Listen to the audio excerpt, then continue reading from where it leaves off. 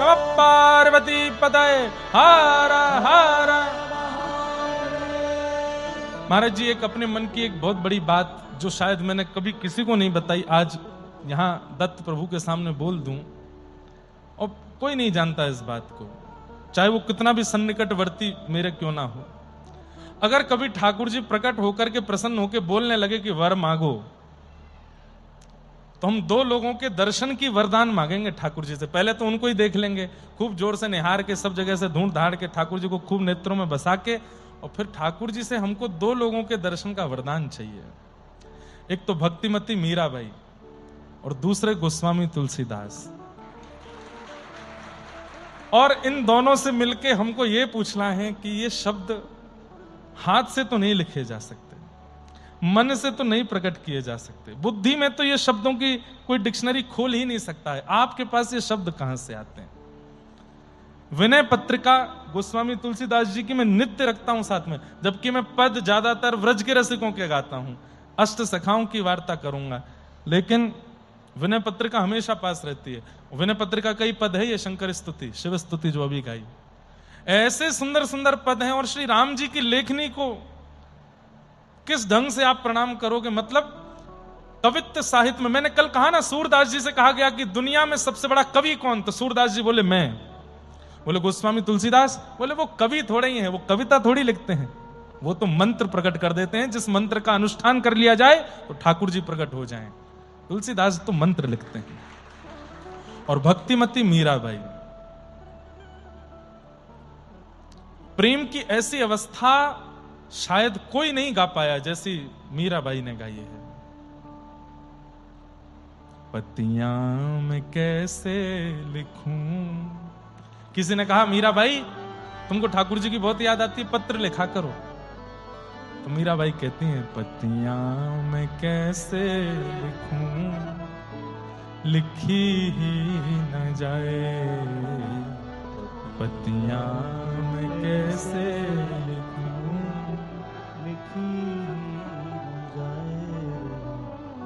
कलम धरत मेरो कर कांपत है, कलम धरत मेरो कर कांपत है, नैन रहे हैं झराए, हो नैन रहे झराए। बंधुओं, गोस्वामी तुलसीदास जी ऐसे शब्द लिखते हैं कि उस शब्द को सुनकर के मन झंकृत हो जाता है। पर मीराबाई शब्द नहीं लिखती, कविता नहीं लिखती है मीराबाई। मीराबाई तो अपना विरह लिखती हैं, वो शब्द किसी को प्रभावित करने वाले नहीं लिखती हैं। मीराबाई के तो बड़े सामान्य शब्द हैं, पर मीराबाई के शब्दों में पता चल जाता है कि प्रेम कितना गहरा है। मीराबाई कह रही हैं मैं कैसे पत्र लिखूं? बोले क्यों?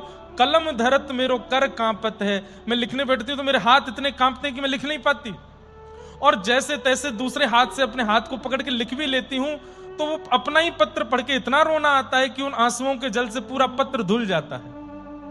पतियां मैं कैसे लिखूं, लिखी ही न जाए, पतियां कैसे लिखूं, लिखी। आपसे भी निवेदन करूं बंधुओं, ठाकुर जी मिल जाएंगे।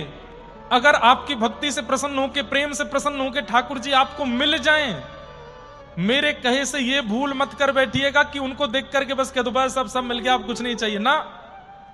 ठाकुर जी मिल जाए तो उनको पकड़ के कहना एक वरदान दे जाओ। बोले क्या? जो भक्त आपको प्रिय लगते हो, जैसे मुझे गोस्वामी तुलसीदास जी और भक्तिमती मीराबाई, इन दो के दर्शन की बड़ी अभिलाषा है। ऐसे ही ठाकुर जी से उनके किसी जन के दर्शन की इच्छा कर लीजिएगा।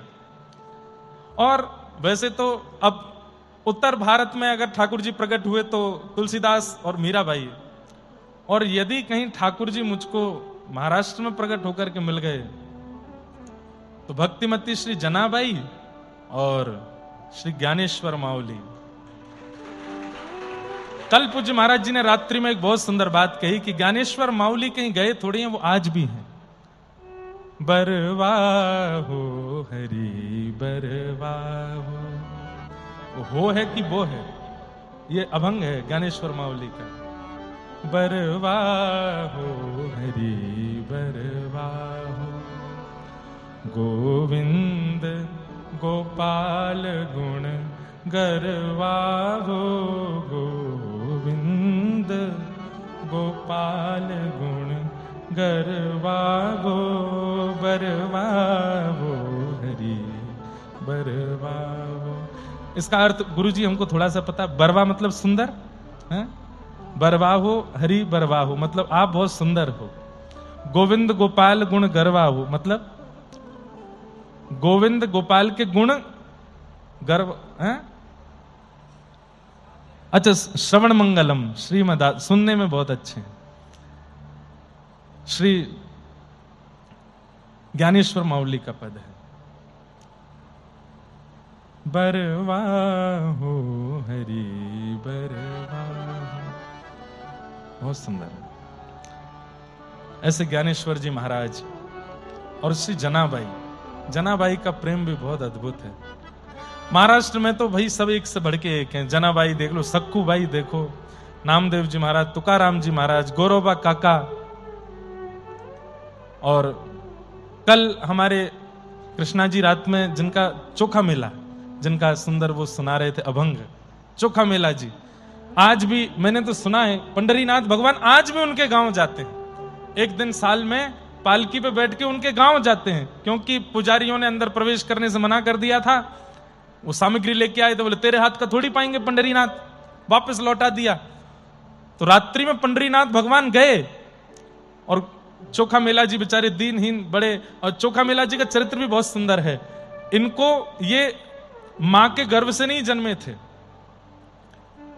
इनके जो माता पिता थे वो ठाकुर जी से पुत्र रत्न की प्राप्ति के लिए ही याचना करने जा रहे थे, आम लेकर के जा रहे थे। तो बीच रास्ते में ही ठाकुर जी एक अन्य संत का रूप धारण करके आए और कहा हमें बहुत तेज भूख लगी है, कुछ हो तो दो। तो संत मिले तो कुछ देना चाहिए, तो वो कुछ 4-5 आम बचा लिए, बाकी के आम संत को दे दिए। बोले अब यही है, बाकी विठोबा को भोग के लिए ले जा रहे हैं। उन संत ने जल्दी जल्दी आम चौंक करके जो बची हुई गुठली थी वो वापस उन्हीं आमों के साथ डाल दी। तो दोनों दंपति ने सोचा अब तो ये झूठे हो गए, अब ये विठोबा को क्या भोग लगाएं। बोले नहीं, इसमें कुछ नीचे रखें, उसको हम लोग पालेंगे।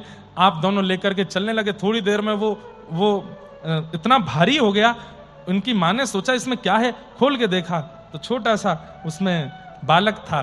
तो जिनको ठाकुर जी ने स्वयं आम चौक करके प्रदान किया, ऐसे चोखा मेला, और वो ऐसे बालक आए। माता पिता ने सोचा पता नहीं संसार समाज के लोगों को क्या उत्तर देंगे, उनको वहीं छोड़ दिया।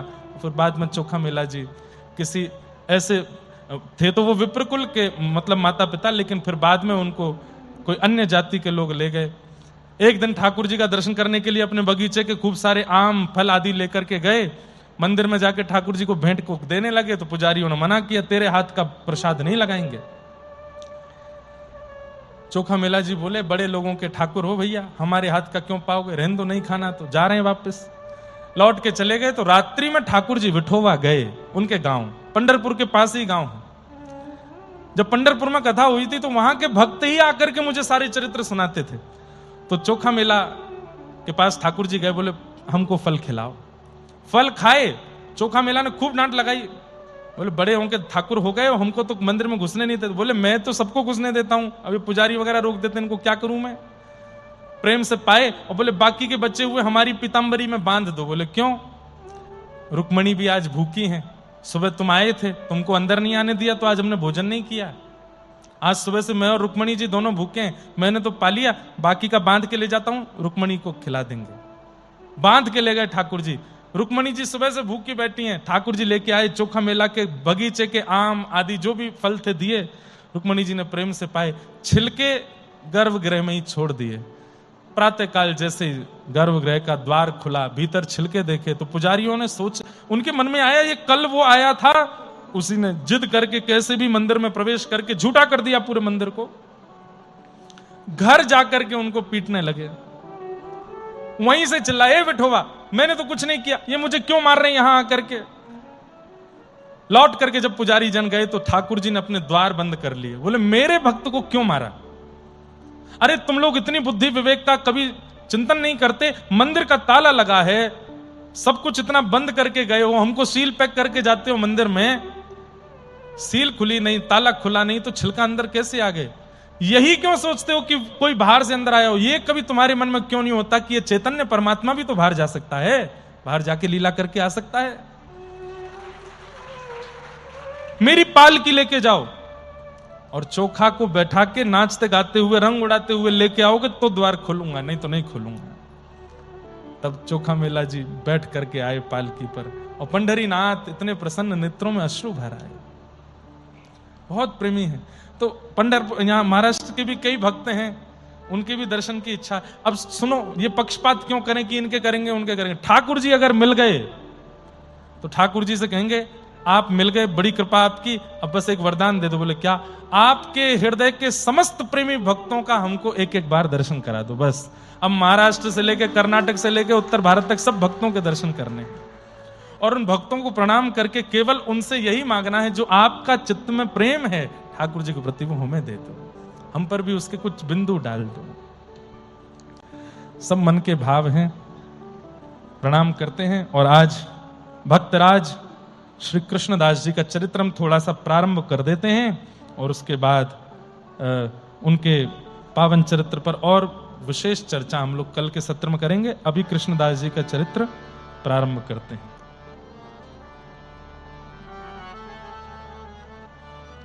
कृष्णदास भगवान के अति प्रिय अष्ट सखाओं में एक श्री कृष्णदास हुए, और श्री कृष्णदास जी का चरित्र ये भी श्रीमद् वल्लभाचार्य जी के सातों आठों जो हम सुनने वाले हैं, इनमें से 4 वल्लभाचार्य जी के और 4 श्री गोसाई विठलनाथ जी के शिष्य हैं।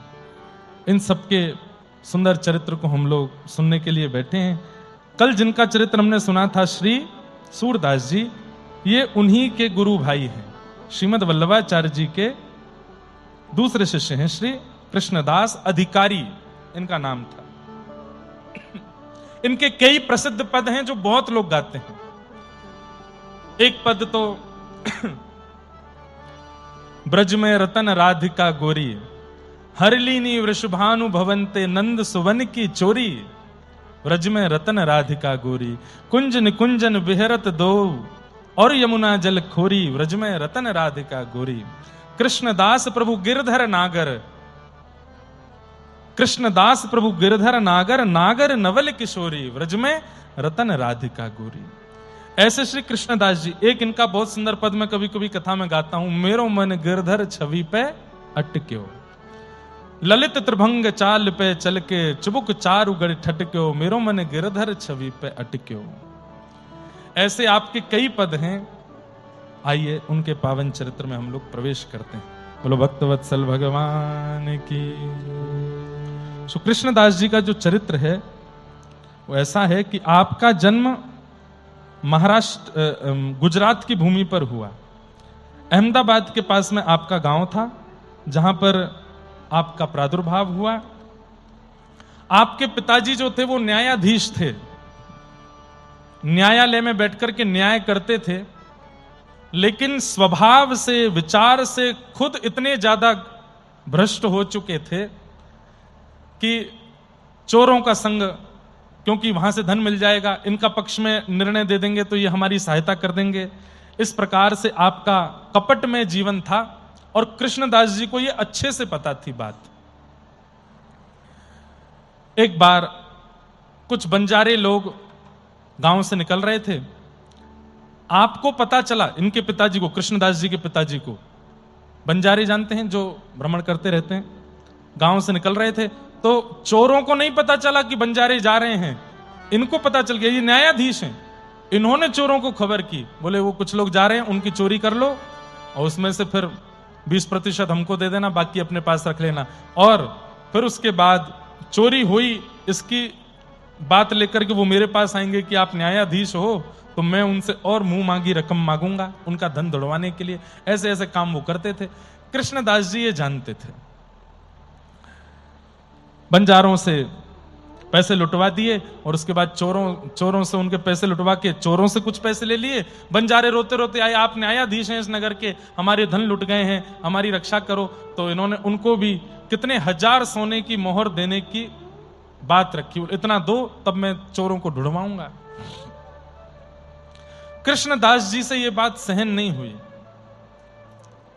और आपने जाकर के उस नगर के राजा से अपनी ही पिता की शिकायत कर दी।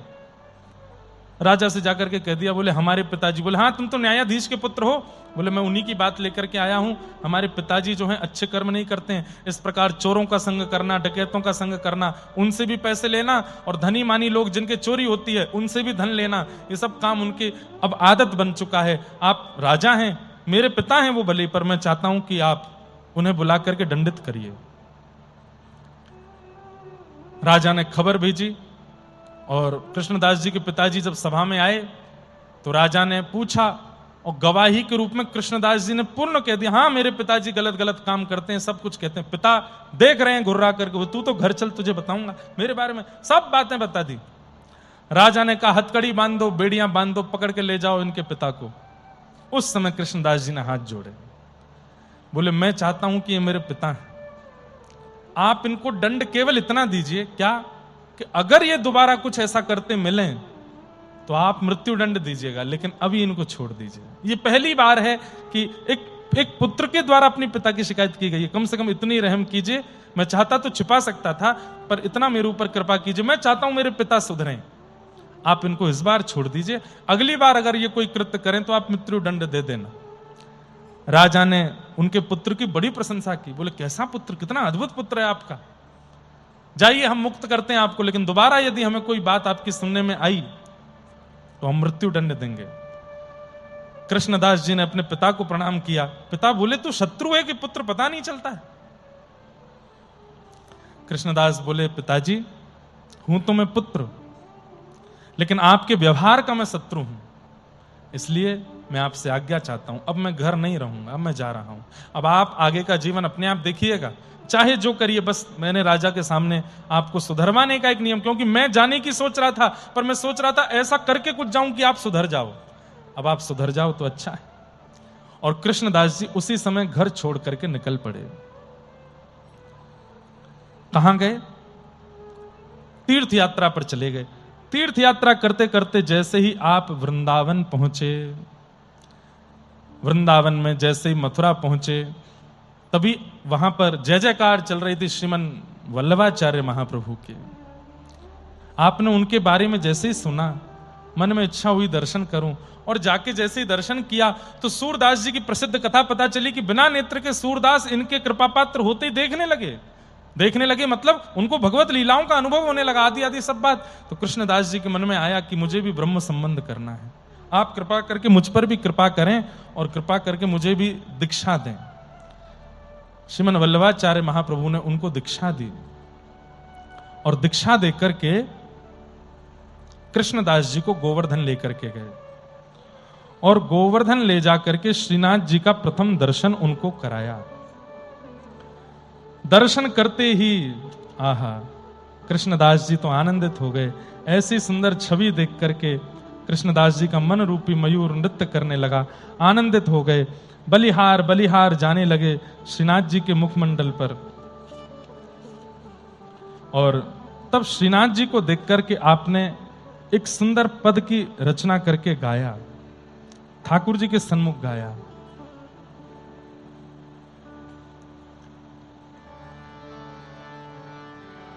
गिरधर छवि पे अटक्यों मेरो मन, गिरधर छवि पे अटक्यों,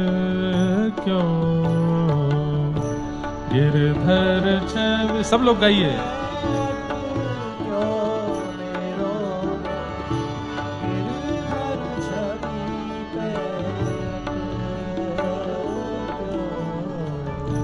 गिरधर छवि पे अटक्यों मेरो मन, गिरधर छवि पे अटक्यों, गिरधर छवि पे अटक्यों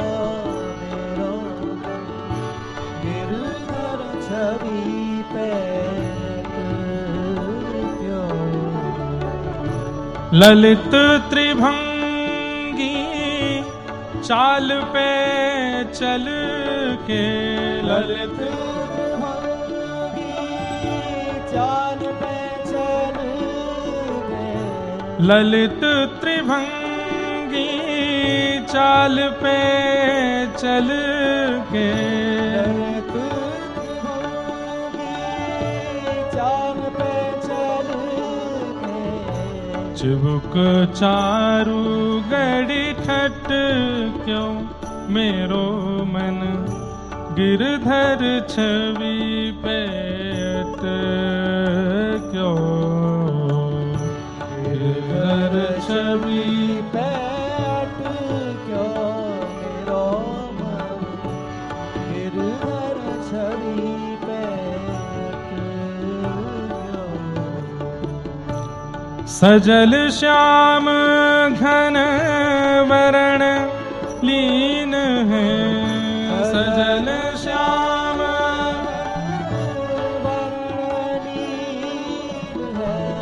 सजल श्याम घन वरण लीन है, सजल श्याम घन वरण लीन है, फिर चित अनत न भट क्यों मेरो मन गिरधर छवि पे क्यों, गिरधर छवि पे क्यों मेरो मन गिरधर छवि पे क्यों।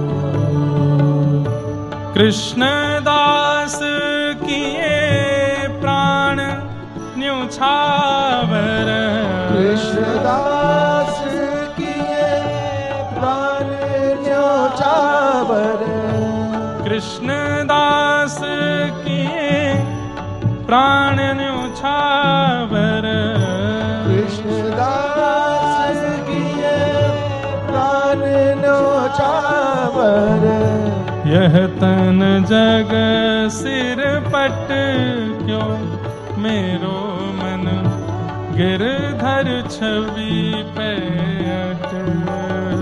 क्यों, गिरधर छवि पे क्यों मेरो मन गिरधर छवि पे क्यों, गिरधर छवि पे क्यों मेरो मन गिरधर छवि पे क्यों, गिरधर छवि पे क्यों मेरो मन गिरधर छवि पे गिरधर छवि पे गिरधर छवि पे क्यों।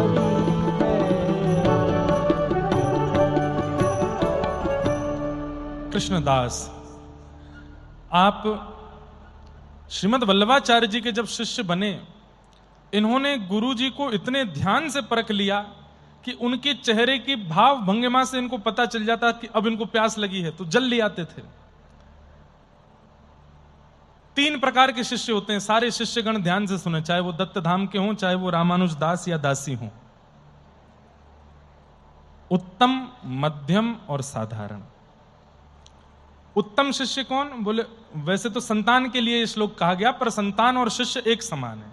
गुरु और शिष्य का संबंध क्या है? गुरु आपके पिता हैं, और मराठी में बोल दूं, महाराष्ट्र की भाव में बोल दूं तो गुरु आपकी माउली है, मैया है, गुरु आपकी मां है।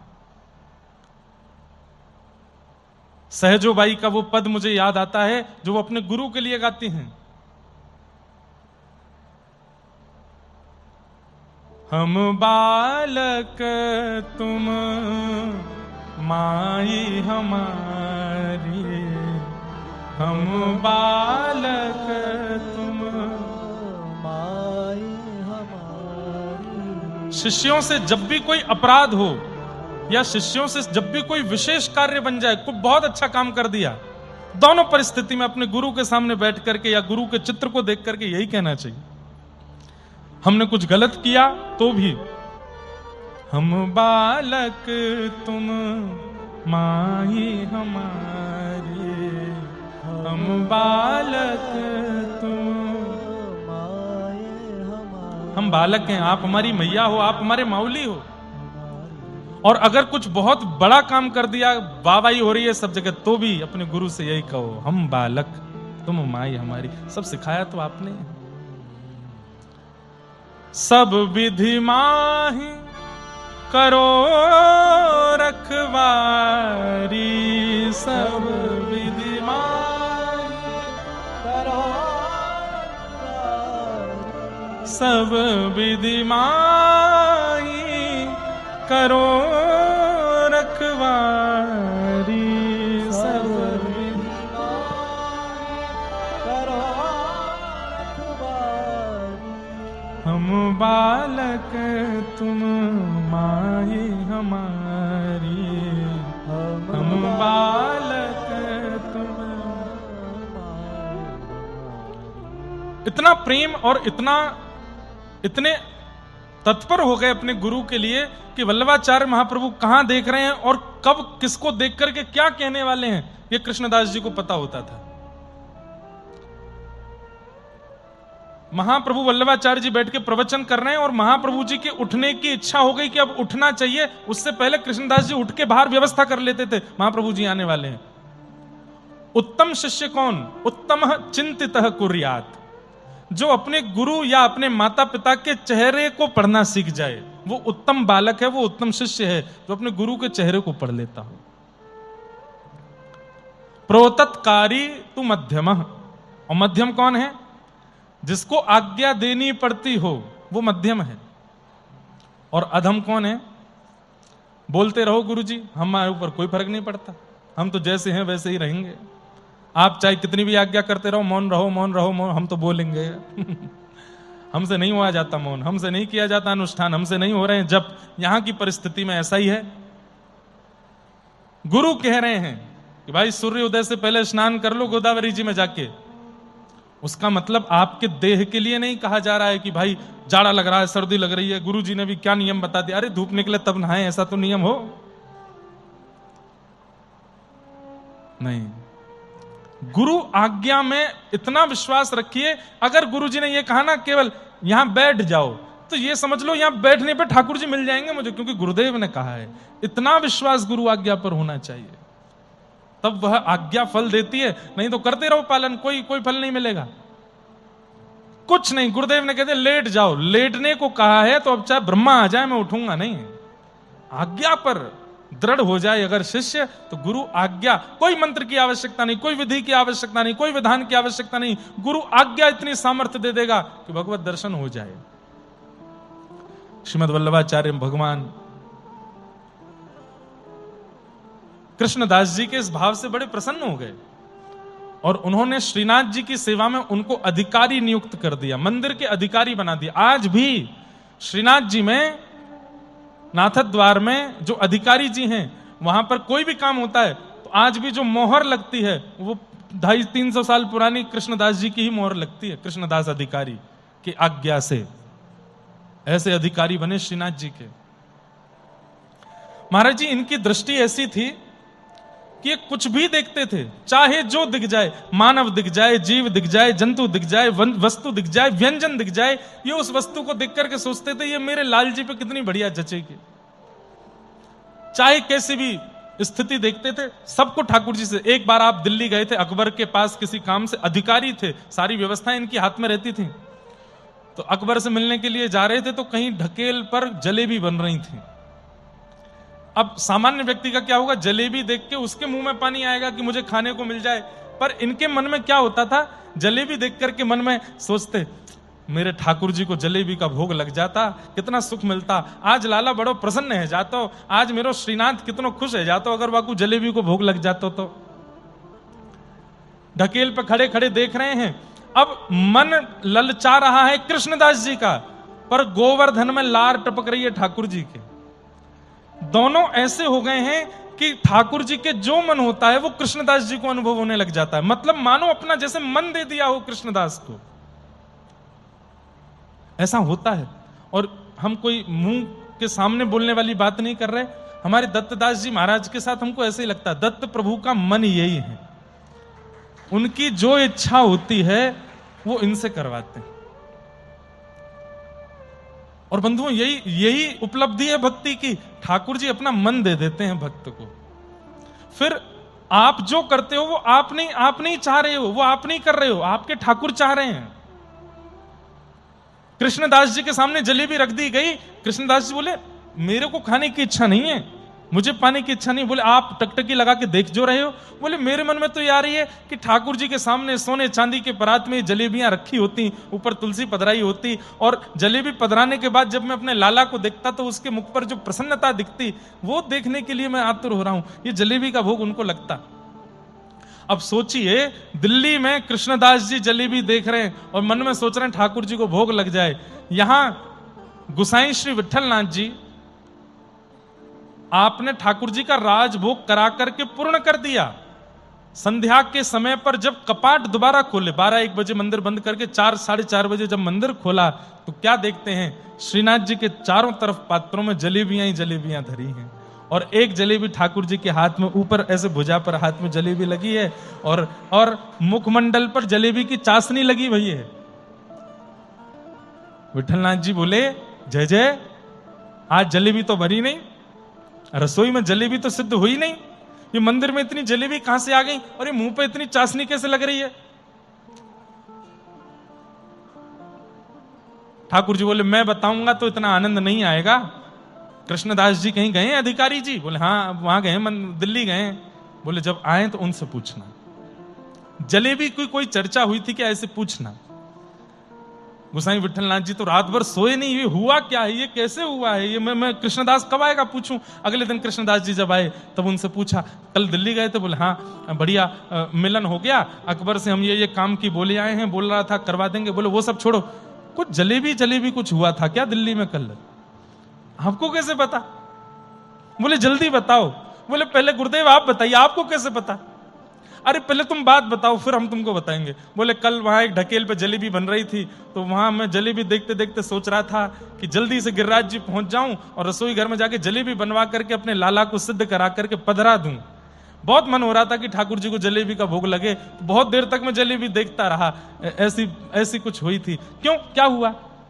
गुसाई जी के नेत्र सजल हो गए। बोले तुम दिल्ली में बैठ के सोच रहे थे, यहां बिना रसोईया के बिना चूल्हे जलाए पता नहीं कहां से जलेबी बन के भी आ गई और ठाकुर जी ने भोग भी लगा लिया, प्रेम से पा भी लिया।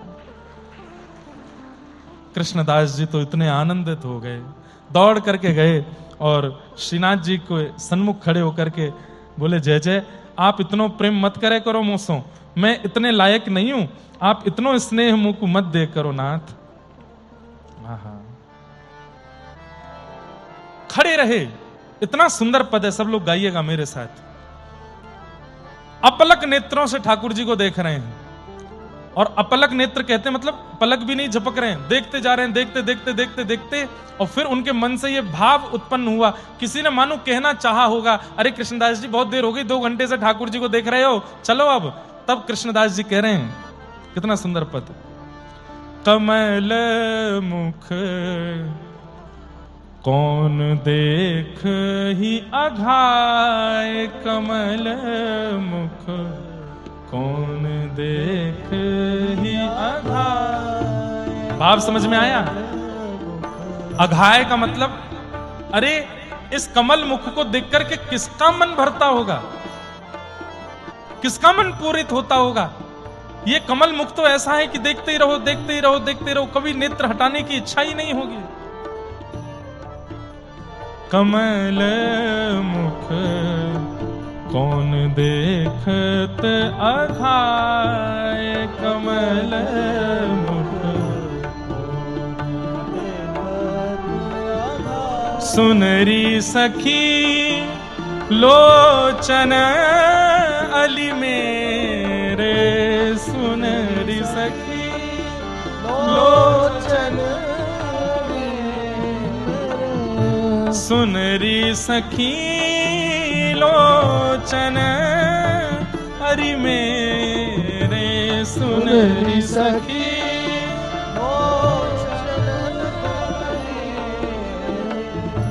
मुदित रहे उलझाए, हाँ मुदित रहे उलझाए।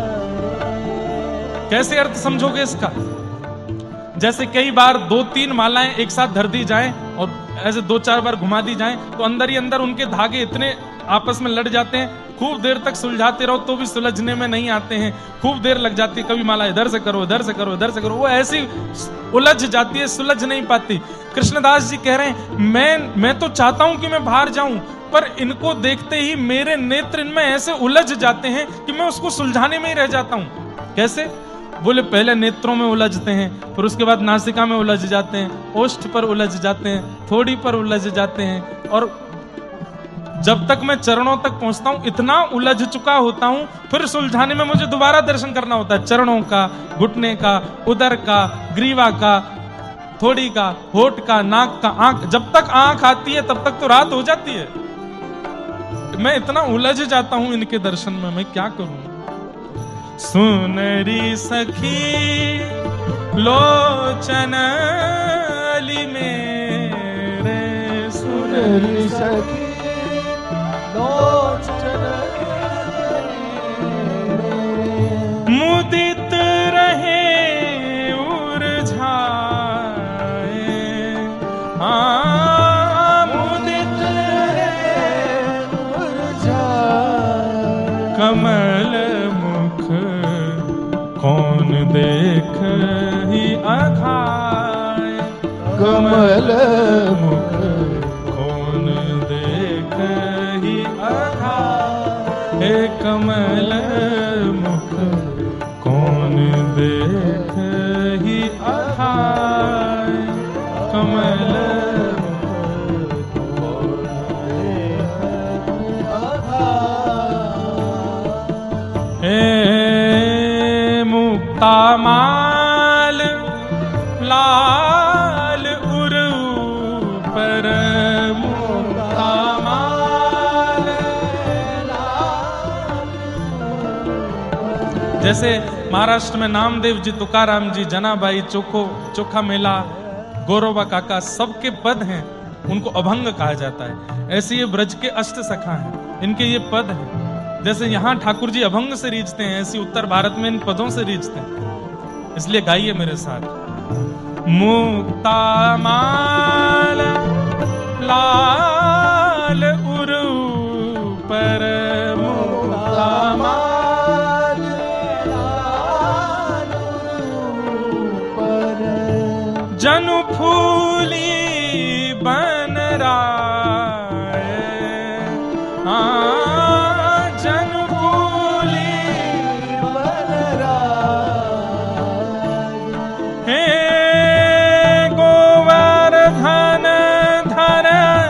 अंग अंग ऊपर गोवर्धन धरा, अंग अंग ऊपर गोवर्धन धरा, अंग अंग ऊपर गोवर्धन धरा, अंग अंग ऊपर कृष्ण दास बलि जाए, हाँ कृष्ण दास बलि जाए। एक कमल मुख कौन दिखत ही अघाए, कमल मुख कौन दिखत ही अघाए, एक कमल मुख कौन दिखत ही अघाए,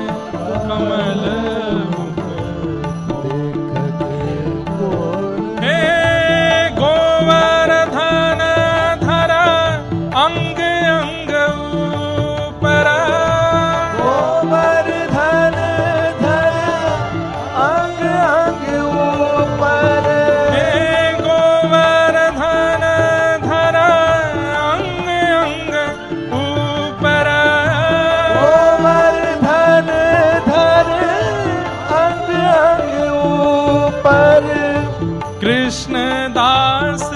बलि जाए,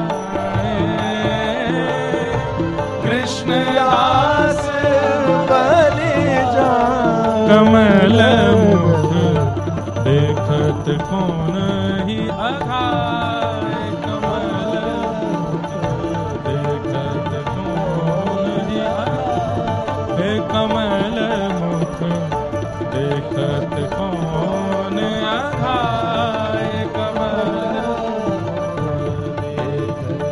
कौन अघाय, देखत कौन ही अघाय, देखत कौन ही अघाय।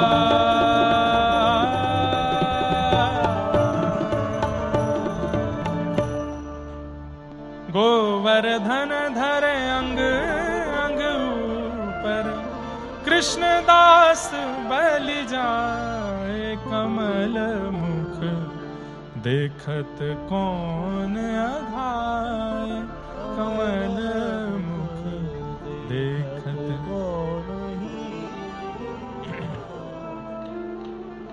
इस प्रकार श्री कृष्णदास जी का ठाकुर जी से ऐसा प्रेम बढ़ गया। एक बार तो आपने ऐसा पद गाया कि उस पद को सुन करके श्री प्रिया प्रियतम इतने भाव विभोर हो गए और दोनों नृत्य करने लगे प्रकट होकर के सामने। प्रिया प्रियतम दोनों नृत्य करने लगे। प्यारी भानु किशोरी नाचत गिरधर संग, प्यारी भानु किशोरी नाचत गिरधर संग, लाग डाट उरप तिरप रंग, लाग डाट उरप तिरप रंग, राख्यो रंग सखी, राख्यो रंग सखी, वृषभानु किशोरी नाचत गिरधर संग, वृषभानु किशोरी नाचत। आप ये पद गा रहे थे, नेत्र बंद करके गा रहे थे, और थोड़ी देर बाद जब नेत्र खोल करके देखा तो कृष्णदास जी के सन्मुख ही रास हो रहा था। प्रिया प्रियतम प्रकट होकर के नृत्य कर रहे हैं और कृष्णदास जी देख करके बड़े आनंदित हो रहे थे। ऐसे श्री कृष्णदास जी, एक बार आप पर कृपा हुई, आप एक आगरा गए। ये कथा मैंने कई बार बहुत विस्तार से सुनाई है। आगरा में आप सब्जी मंडी से सब्जी लेने के लिए गए थे, तभी वहां एक वैश्या का स्वर आपको सुनाई दिया, नगर वैश्या। उसका स्वर सुनकर के आपके मन में आया, ये दुनिया को रिझाती है, अगर श्याम सुंदर को अपना गायन सुना दे तो श्याम सुंदर इससे कितने रिझ जाएंगे। और उस वैश्या को उस जमाने में 100 रुपए दिए। वैश्या बोली क्या करना है? बोले हमारे सेठ जी के सामने नाचना है। बोली तुम दास हो? बोले हाँ। क्या नाम है? बोले कृष्णदास। सेठ कौन है? श्रीनाथ। अच्छा, कहां के सेठ जी? बोले गोवर्धन के सेठ जी हैं। वैसे तो विश्व भर में इनका व्यापार है, तीनों लोकों में इनका व्यापार है, थोड़ा बहुत व्यापार वैकुंठ गोलोक धाम में भी इनका चलता है, पर आजकल गोवर्धन में विराजमान है। अच्छा, तुम्हारे सेठ जी का वैकुंठ में भी व्यापार है? हाँ। तुम ज्यादा बात मत करो, बस ये बताओ हमारे सेठ जी के आगे नाचोगी? बोले हाँ। 100 रुपए आप दे रहे हो, सेठ जी कितना देंगे? बोले इतना देंगे कि जीवन में फिर किसी के आगे नाचना नहीं पड़ेगा। अब तो वो वैश्या सुंदर श्रृंगार करके तैयार होकर के निकल पड़ी, गोवर्धन पहुंची। उसको क्या पता था मंदिर में नाचना है? वो तो बोली कोई सेठ जी होंगे। इतना सुंदर श्रृंगार करके गई, ऐसे लटके ऐसे झटके तैयार करके जाऊंगी, सेठ मुझ पर लट्टू हो जाएगा। उसको क्या पता था कि सेठ पर तू लट्टू हो जाएगी। सांवरियो है सेठ, सांवरियो है सेठ, मारी राधा जी से ठानी है, ये तो सारी दुनिया जाने रे, सांवरियो है सेठ।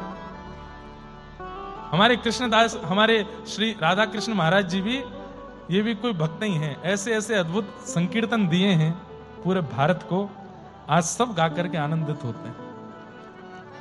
हमारी रुचि तो ज्यादा पद गाने में होती है, लेकिन कभी कभी कोई ऐसा चटकदार गाना होता है तो हम उन्हीं के गाते हैं। वो नगर वैश्या सोचती जा रही है कोई सेठ होगा, ऐसे नाचूंगी, ऐसे गाऊंगी, ऐसे बाल घुमाऊंगी, मुझे देखता रह जाएगा, इतना पैसा लुटाएगा मुझ पर और खूब सारा धन उससे लेकर के आऊंगी, और फिर तो वो मेरा दीवाना हो जाएगा, फिर बार बार उसके पास जाया करूंगी नृत्य करने। कृष्णदास जी रास्ते भर सोचते जा रहे हैं, हे गिरधर लाल, जैसे कृपा पूतना पर करी, जैसे कृपा शूर्पणखा पर करी, जैसे कृपा सब दैत्यों पर करी। ये दैत्य तो नहीं है पर एक वैश्या है, इस पर कृपा करना। जैसे ही गई है सामने जाकर के खड़ी हो गई। वहां पर कई लोगों ने इनका विरोध किया, लेकिन ये मंदिर के अधिकारी थे इसलिए इनको कोई कुछ कह नहीं सकता था। मंदिर में वैश्या को ले जाके खड़ा कर दिया। बोले जैसे ही पर्दा खुलेगा सामने सेठ जी अभी भोजन कर रहे हैं, अभी ठाकुर जी का राजभोग हो रहा है, राजभोग के बाद वो बैठेंगे थोड़ी देर, तब उनको दर्शन दिखाना। उसको बिल्कुल ये लग रहा कोई सेठ है, ये अभी रोटी सब्जी खा रहा है, थोड़ी देर बाद फिर बैठेगा, मसनद से टेक लगा के उसके सामने नृत्य करूंगी। लेकिन जैसे ही कपाट खुले हैं, आहा,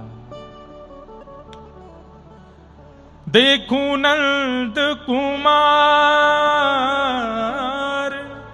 देखूं नंद कुमार, नयन भर देखूं नंद कुमार, नयन भर देखूं नंद कुमार। तादिन ते सब भूल गई हूँ,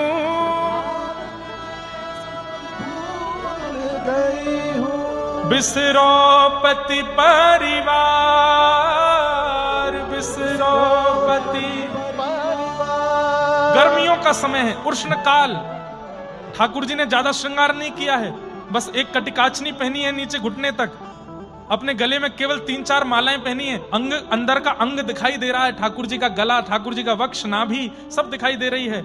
मंद मंद मुस्का रहे हैं, नीचे नजर करके श्रीनाथ जी खड़े हैं सामने। सुंदर पाग है, सिरपेच धारण किया है। आहा, कपाट खुलते ही भीतर से सुंदर खसकी मोगरे की सुगंधी आ रही है।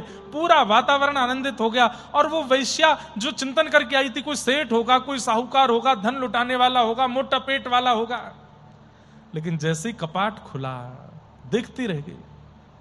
और उसके मन में क्या चलने लगा, अरे अभागा, तूने कभी जीवन में सोचा था, अरे तूने सदा ये सोचा होगा तेरा नृत्य कोई व्यसनी देखेगा, तेरा नृत्य कोई धनी मानी देखेगा, लेकिन तूने कभी सोचा था कि तू इतनी पवित्र भी हो सकती है कि तेरा नृत्य साक्षात जगदीश देखेगा।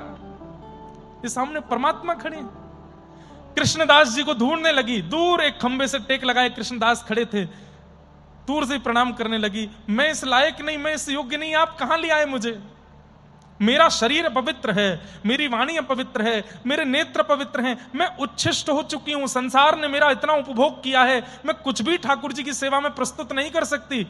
ठाकुर जी को तो अमनिया प्रिय है ना, मेरे पास तो कुछ भी अमनिया नहीं है। मेरी वाणी भी, बंधुओं ध्यान से सुनिएगा, ठाकुर जी को अमनिया प्रिय है। अमनिया मतलब जिस पर किसी और का मन ना गया हो कभी, वो ठाकुर जी को प्रिय लगता है। इसलिए हमारे यहां कई पद्धतियों में भोग भी मुंह पर पट्टी बांध के बनाया जाता ठाकुर जी के लिए। क्यों? प्रसाद सिद्ध करते समय कहीं सुगंधी आ गई और बनाने वाले के मन में आया कि बड़ा बढ़िया बना होगा, उसको भी ठाकुर जी नहीं पाते, किसी और का मन ना आ जाए। और वो वैश्या बोली, मुझ पर तो कितनों का मन आ चुका है, मैं क्या सेवा में प्रस्तुत करूं? नृत्य मेरा झूठा, गायन मेरा झूठा, शरीर मेरा झूठा। कृष्णदास जी बोले, शरीर झूठा होगा, गायन झूठा होगा, नृत्य झूठा होगा, पर ये सब तो उनको चाहिए भी नहीं ना। तेरे भीतर जो भाव उनके प्रति हैं वो तो झूठे नहीं होंगे, और तेरी आत्मा झूठी नहीं है। आत्मा कभी झूठी नहीं होती। कृष्णदास किए प्राण न्योछावर, अगर हो सके तन छोड़ दे यहीं पर, प्राणों से उनको स्वीकार कर ले। यह तन जग सिर पट क्यों, और नाचने लगी वो वैश्या। नृत्य करते करते करते करते करते करते एक वेग से घूमने लगी ठाकुर जी के आगे, और घूमते घूमते घूमते अंत में रुकी है। ठाकुर जी को सामने देखा, गिरधर लाल सामने खड़े हैं, और देखते ही दहली पर जाकर के सिर रखा और फिर नहीं उठी, वहीं प्राण छोड़ दिए। और मानो उसके दिव्य आत्मा ने मंदिर में प्रवेश करके श्री ठाकुर जी का आलिंगन कर लिया। ठाकुर जी ने उसको स्वीकार कर लिया। एक वैश्या, जन्म जन्मों की पापी, उसके ऐसे पाप कि बड़े बड़े पुरुषारों से भी वो मुक्त होने वाली नहीं थी, बड़े बड़े अनुष्ठानों से भी वो शुद्ध होने वाली नहीं थी। उसको कृष्णदास जी ने उसी की क्रिया से, नृत्य और गायन से पवित्र करके ठाकुर जी की सेवा में लगा दिया। ऐसे कृष्णदास जी का चरित्र हम आगे का कल सुनेंगे। अभी गाओ, सांवरियो है से, सांवरियो है सेठ मारी, राधा जी से ठानी है। सांवरियो है से, सांवरियो है है सेठ मारी, सांवरियो है, हे सांवरियो है सेठ मारी, राधा जी सेठानी है, ये तो जाने दुनिया सारी है। सांवरियो है सेठ, सांवरियो है सेठ मारी,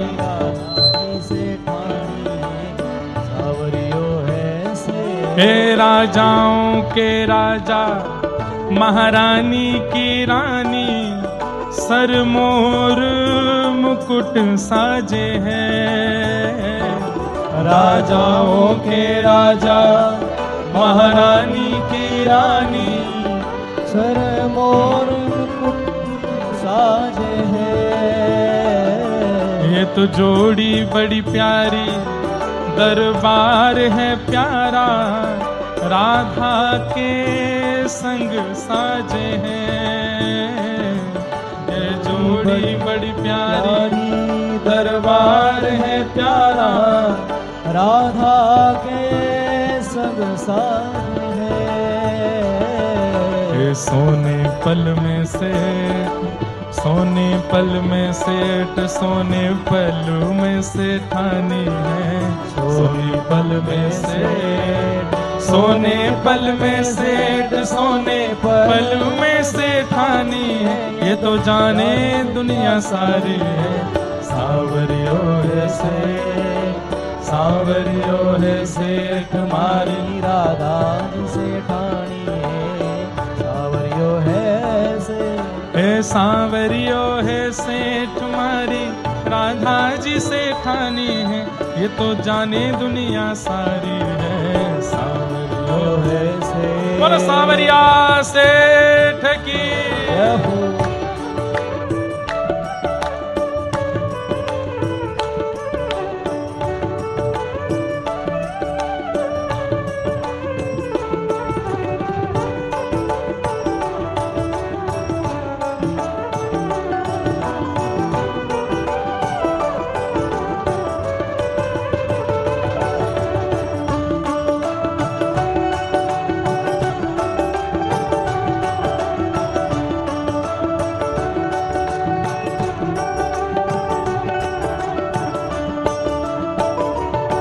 सुख दुख में सांवरियो, सुख दुख में राधा जी, सदा तेरे साथ है। सुख दुख में सांवरिया, सुख दुख में राधा जी, सदा तेरे साथ है। तेरी चिंता दूर करें, तेरी विपदा दूर करें, रख ले वे बात है। तेरी चिंता दूर करे, तेरी विपदा दूर करे, रख ले वे बात है। हे भक्तारो तो काम, भक्तारो तो काम, बस एक हाजरी लगानी है। भक्तारो तो काम, हे भक्तारो तो काम, बस एक हाजरी लगानी है, ये तो जाने दुनिया सारी है। सांवरियो है सेठ, सांवरियो है सेठ मारी, राधा जी सेठानी है, सांवरियो है सेठ। हे सांवरियो है सेठ मारी, राधा जी सेठानी है, ये तो जाने दुनिया सारी है। सांवरियो है सेठ, सांवरियो है सेठ मारी, राधा जी सेठानी है, सांवरियो है सेठ। सांवरिया राधा जी भक्ता पे है राजी, कर घणो लाड है। सांवरिया राधा जी भक्ता पे है राजी, करे घणो लाड। हे भंडार लुटावे, हर बात बनावे, भगतारा ठाट है। भंडार लुटावे, हर बात बनावे,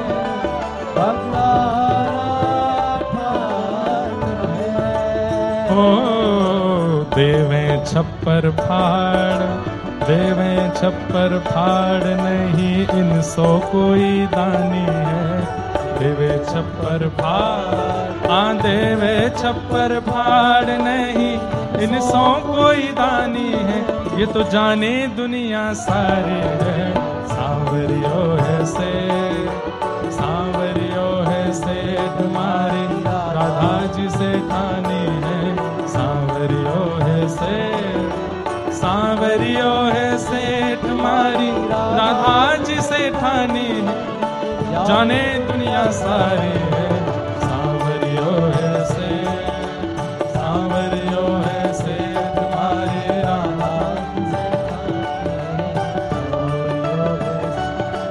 ओ ऐसो, ऐसो, ओ ऐसो चटक मटक सो ठाकुर, तीनों लोकन हूँ मैं ना। ऐसो चटक मटक सो ठाकुर, तीनों लोकन हूँ मैं ना। लोकन हूँ मैं ना, तीनों लोकन हूँ मैं ना। लोकन हूँ मैं ना, तीनों लोकन हूँ मैं ना। अरे ऐसो हो, ऐसो हो, ऐसो चटक मटक सो ठाकुर, तीनों लोकन हूँ मैं ना।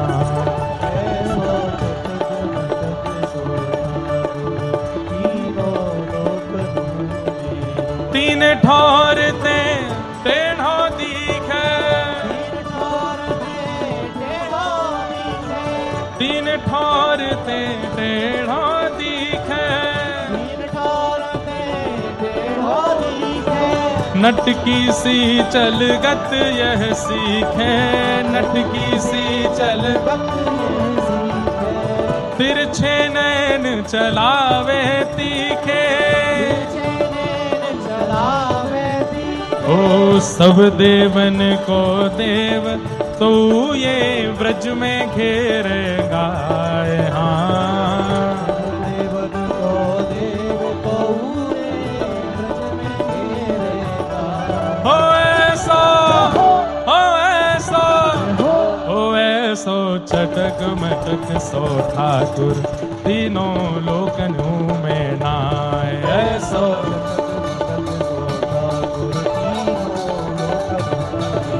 हाँ, ऐसो चटक मटक सो ठाकुर, तीनों लोकन हूँ मैं ना।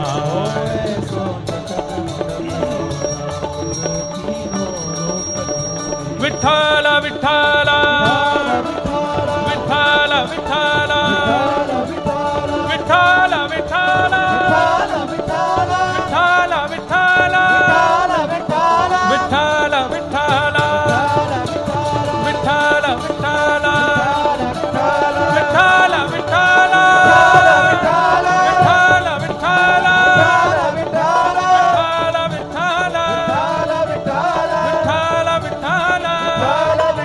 विठ्ठल माझा माझा मी विठ्ठलाचा,